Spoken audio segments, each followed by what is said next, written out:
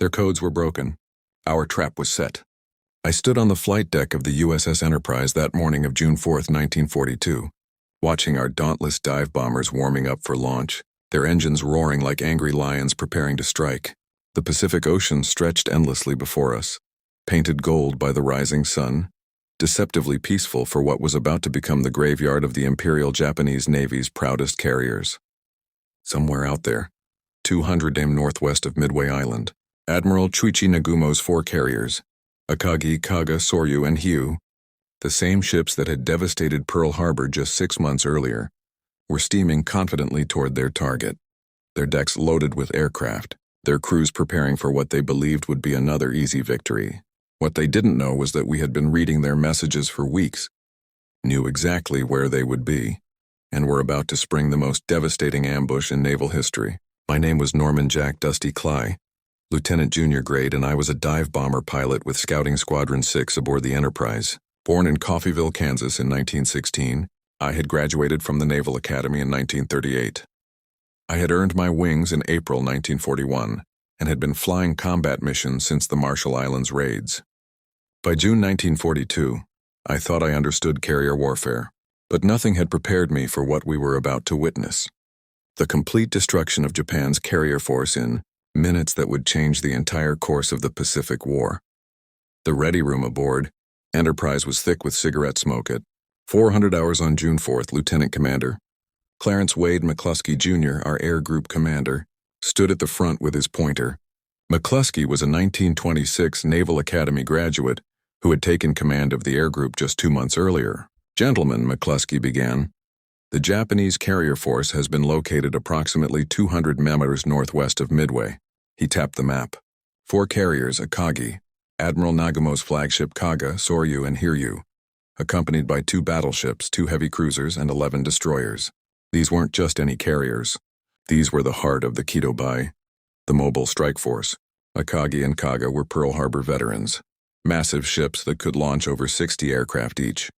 Soryu and Hiryu were newer, faster, equally deadly. Together they carried 248 aircraft and the most experienced carrier pilots in the world. Commander Joseph Rochefort and his team at Station Hypo have been reading the Japanese naval code JN-25 for weeks. McCluskey continued. "We know their entire operation plan. They'll strike Midway at dawn, then wait for our carriers to respond so they can ambush us. What they don't realize is that we're already here." The intelligence officer explained Operation My Admiral Yamamoto's plan to capture Midway and destroy our carrier force. It was elaborate, perhaps too elaborate. Invasion forces from the southwest, a diversionary attack in the Aleutians, the carrier strike force from the northwest, and Yamamoto himself commanding from the battleship Yamato 300 millimeters behind. "The Japanese will launch their Midway strike at 0430, he said. "Most of their fighters will be engaged. Their carriers will be recovering and rearming aircraft, their most vulnerable moment. This is when we strike." Lieutenant Earl Gallagher, commanding Scouting Squadron 6, made careful notes. A Pearl Harbor veteran, Gallagher was meticulous. Beside him, Lieutenant Richard Best from Bombing Squadron 6 studied the weather. Wind southeast at 5 knots, scattered clouds at 1500 FT, perfect diving conditions. I looked around at my squadron mates. Some were combat veterans, others facing their first battle. We all understood the stakes. The Japanese had better fighters. The Zero could outmaneuver anything we had. They had more experienced pilots, and we would be operating at extreme fuel range, 175 Miramar out and back with minimal reserve. "Torpedo 8 from Hornet will go in first," McCluskey added. "The dive bombers follow. We launch at 700 by 600. The Enterprise flight deck was controlled chaos. Deck crews in colored jerseys performed their specialized tasks. Red shirts loading bombs, purple shirts fueling aircraft, brown shirts checking mechanical systems. I walked toward my aircraft, SBD Bureau number 639. My rear gunner, John Snowden, was already checking his twin .30 caliber machine guns. Snowden was from Illinois, a quiet man who had saved my life before by spotting incoming Zeros. "Morning, Snowden," I said, climbing up. "Morning, Mr. Cly, going to be hot today." I ran through my pre-flight inspection, control surfaces, bomb rack, fuel load. We had 230 Gruyere in the main tank plus 258 Gelwing tanks. With careful management, about 412 hours of flight time. The SBD Dauntless wasn't the fastest, 255 mph top speed, but it was incredibly stable in a dive and tough as nails. It could absorb punishment that would destroy other aircraft. I strapped into the cockpit surrounded by familiar instruments. Altimeter, airspeed, fuel gauges, engine temperature, oil pressure. At 0645, pilot start engines came over the loudspeaker. I pressed the starter and the right R-1820. Cyclone roared to life. First to launch were the fighters. 20 F-4F Wildcats for combat air patrol. Next went the torpedo bombers. 14 TBD Devastators from Torpedo Squadron 6 under Lieutenant Commander Eugene Lindsay. I watched them lumber down the deck with their Mark 13 torpedoes, barely clearing the deck edge. They looked vulnerable. Finally, our turn, scouting 6 under Gala with 18 planes, bombing 6 under Best with 15 planes. I was number 2 in the 3rd Division. Meticulously would lead us all. The launch was always dangerous. Enterprise turned into wind, increased to 30 knots. The flight deck officer whirled his flag full power. The flag dropped.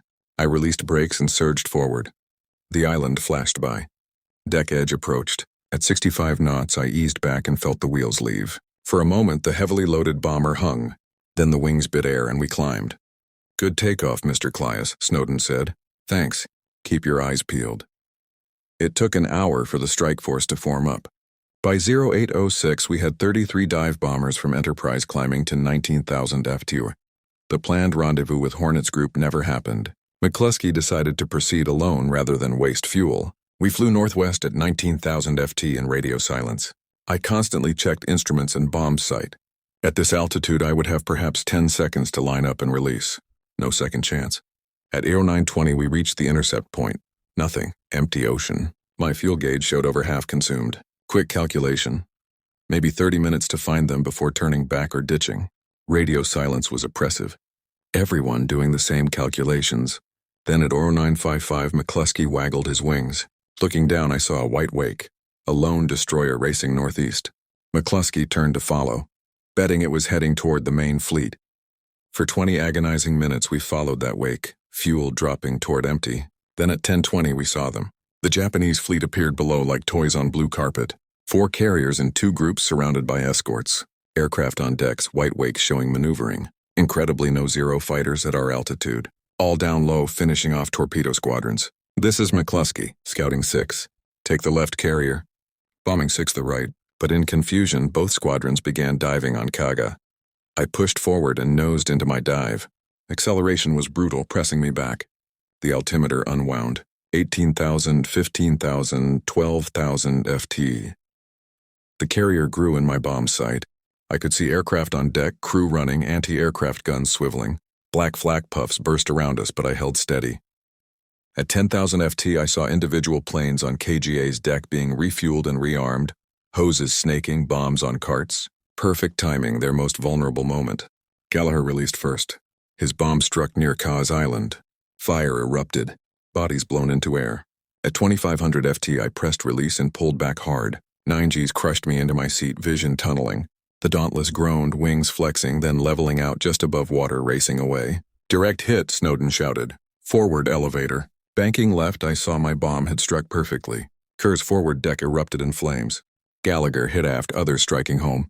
Within seconds, 4 direct hits and Kaga was engulfed stem to stern. Simultaneously, Dick Best pulled out early. Realizing the error, he and 2 wingmen headed for Akagi. Best put his 1,000 LB bomb through Akagi's deck amidships. It penetrated to the hangar and exploded among armed aircraft. Akagi became an inferno. At exactly 10:22, Yorktown's dive bombers arrived and attacked Soru. 3 1,000 LB bombs within 30 seconds. The carrier exploded, a fire pillar reaching 1,000 and 3 carriers mortally wounded in minutes. Pulling away, the scene below was hellish. Kara was a floating volcano. Explosions rippling through her. Her forward elevator, tons of steel, was blown completely off, spinning through air before crashing into ocean hundreds of yards away. Akagi burned bow to stern, deck buckling from heat. Tiny figures crew jumped into burning oil-covered water.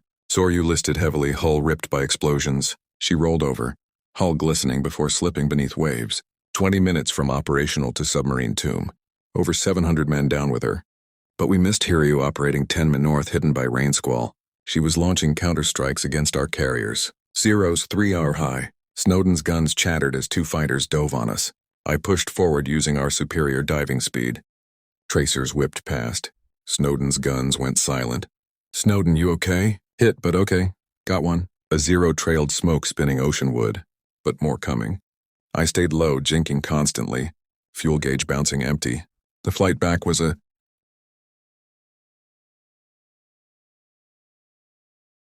nightmare. Fuel gauge showing empty, but usually a few gallons remained. Unusable fuel accessible if flying carefully. I leaned mixture until engine ran rough, risking fouled plugs for more minutes. Around me, dauntlesses struggled. Some trailing smoke, others running dry. Radio channels filled with desperate calls. Engine cutting out going in. Ditching mark position. Enterprise, multiple aircraft emergency fuel. 2 dauntlesses ahead. Nose toward water. 1 pilot managed controlled ditching. He and gunner climbing onto wing before sinking. My engine sputtered. Reserve tank last gallons minutes at most. Then Enterprise appeared on horizon. Deck turned for recovery. Emergency fuel. Request immediate landing. You're number 3. Number 3. Watching 2 ahead land. Precious seconds each. Engine missing badly. As I entered pattern, engine quit. Dead stick approach. 1 chance. Altitude and speed just enough. Lowered gear. Extended flaps. Aimed for number 3 wire. LSO signaling cut. Too high. Pushed nose down. Trading altitude for speed. Propeller windmilling. Deck rushed up. Wheels hit. Bounced. Tailhook caught wire and slammed stop. Deck crew running before propeller stopped. Get us out, wounded. They pulled Snowden from rear. Hit in shoulder and leg, but conscious would survive. My plane had over 40 hits. How she held together, I'll never know. The ready room was somber despite victory. Of 14 torpedo bombers from our Torpedo 6, only 4 returned. 10 crews gone. Hornets news worse. Torpedo 8 completely wiped out. 15 aircraft down. 29 of 30 men killed. Only George Gay survived, floating as he watched us dive. John Waldron had led them straight in. His last transmission. We will go in. We won't turn back, good luck. No torpedoes hit, but their sacrifice pulled Japanese fighters low, leaving carriers exposed. McCluskey entered, shoulder bandaged from 20mm shell. We got 3. Kaga Akagisoru finished. Hugh, still operational, has hit Yorktown. Intelligence provided details.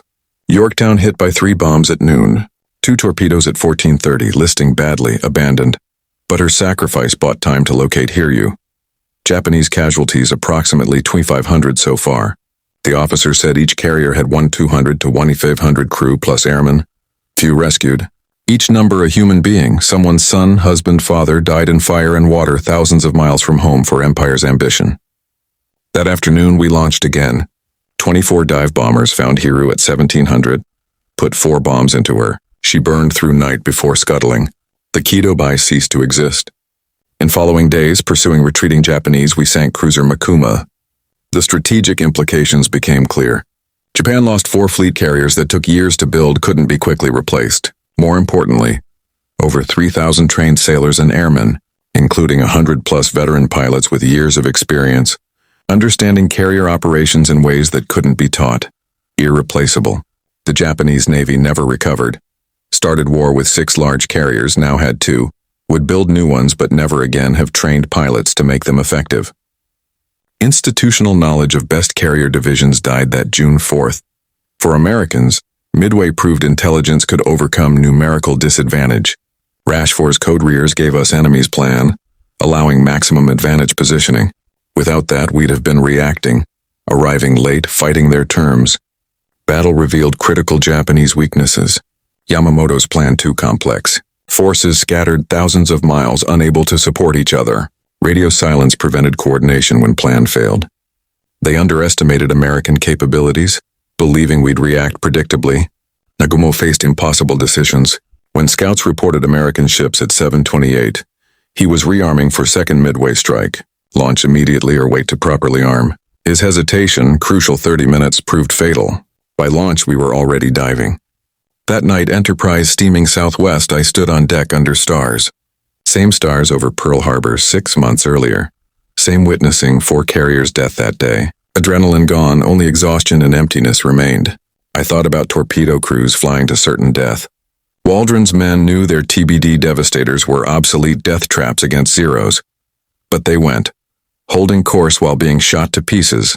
Their duty. George Gay watched friends die one by one, Waldron's plane exploding. Devastators cartwheeling into ocean flames. then 30 hours floating in shark waters, hiding under seat cushion from Japanese ships before PBY rescue. Survivor's guilt would last his lifetime. I thought about Japanese sailors I'd helped kill, diving on carriers. You see men on deck running, manning guns, pushing burning aircraft overside. Not faceless enemies. Young men like us fighting for their country. Some Kaga and Agi pilots had flown since China 1937. Had families, dreams ending in fire that June morning. Ocean littered with bodies. Destroyers rescued some, but thousands died, burned by oil, shark attacks, drowning. War is never clean, simple, glorious. It's young men dying far from home. Historians call Midway the Pacific War's turning point. In one day, naval power balance shifted decisively. Japan went from carrier superiority to par. Then as American shipyards accelerated to increasing inferiority. Real victory was in combat power, equipment, training, experience, morale combination, making forces effective. Japan lost a generation of experienced pilots at Midway and Guadalcanal's attrition. These couldn't be replaced. Japan's program, producing perhaps 100 carrier pilots yearly, couldn't match American programs soon producing thousands. Admiral Nimitz later said battle won by intelligence officers breaking codes. Damage control getting Yorktown ready in 72 hours when everyone said 3 months, and pilots pressing attacks against overwhelming odds. Each element crucial American victory, also industrial triumph. While fighting Midway, new Essex-class carriers under construction, ships dwarfing anything Japan could build. America would build 24 Essex-class. Japan struggled, completing 6 new carriers, mostly conversions, none equal to American ships. Japan started with 6 large carriers and world's best naval aviators. After Midway, 2 operational carriers core pilots lost. Added new carriers but never trained pilots to make effective. Carefully crafted force terrorizing Pacific 6 months effectively died at Midway. I survived the war flying 85 combat missions. Credited with hitting 3 ships at Midway carriers Kaga and Hiryu. Cruiser Makuma received Navy Cross. Retired as captain 1962 after Korean service. Lived to 100, passing 2016 among last Midway dive bomber pilots. McCluskey recovered. Retired Rear Admiral 1956. Never sought recognition for following that destroyer. Decision changing history. Son Phil said, quiet guy, not big talker. Died 1976, pivotal role largely forgotten. George Gay became two-way pilot post-war. Spent decades speaking about squadron sacrifice. Wrote Soul Survivor. Appeared at Navy events. Died 1994. Ashes scattered where squadron went down. Rejoining men he'd seen die 52 years earlier. Dick Best, who sunk a Kagi with one perfect bomb. Medically retired after Midway. Breathed caustic soda from defective oxygen. Permanently damaging lungs, never flew again, but lived until 2001. Often called man who won Midway, Japanese carriers rest on Pacific bottom exceeding 17,000 FT depth. Recently located Kaga found 2019 sitting upright, hull intact but deck destroyed. A Kagi nearby showing massive fire damage. War graves, tombs of thousands. Admiral Nagumo survived but never recovered. Relegated to shore commands, then Saipan defense. Committed suicide July 1944. As Americans overran Island Chief of Staff Kusaka survived wrote, extensively accepting responsibility while defending. Nagumo's impossible decisions captain. Fuida Pearl Harbor attack leader aboard a Kagi wounded but survived both ankles broken by explosion, but escaped post-war, became Christian missionary, promoting Japan-America reconciliation. Often said at Midway, Japan lost war in 5 minutes. Yamamoto killed April 1943 when P-38s using decoded messages shot down his plane over Bougainville. After Midway knew Japan couldn't win, reportedly telling staff, I have killed many young men. Today, Midway Atoll designated National Memorial 2000 runway where Marines faced impossible odds, now wildlife. Sanctuary where bombs fell, albatrosses nest peacefully. Norman Cly's account reminds us that we weren't heroes, just young men doing necessary jobs. Real heroes were torpedo crews knowing they'd die but going anyway. Code breakers working secretly. Mechanics keeping planes flying.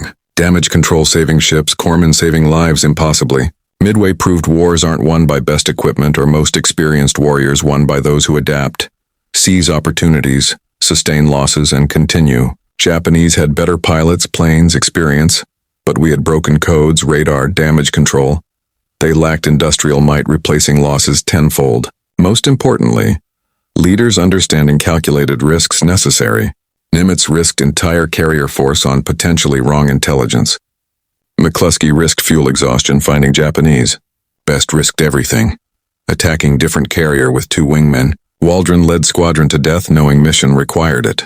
Battle lasted 2 days but changed everything. Before midway, Japan advancing everywhere unstoppable.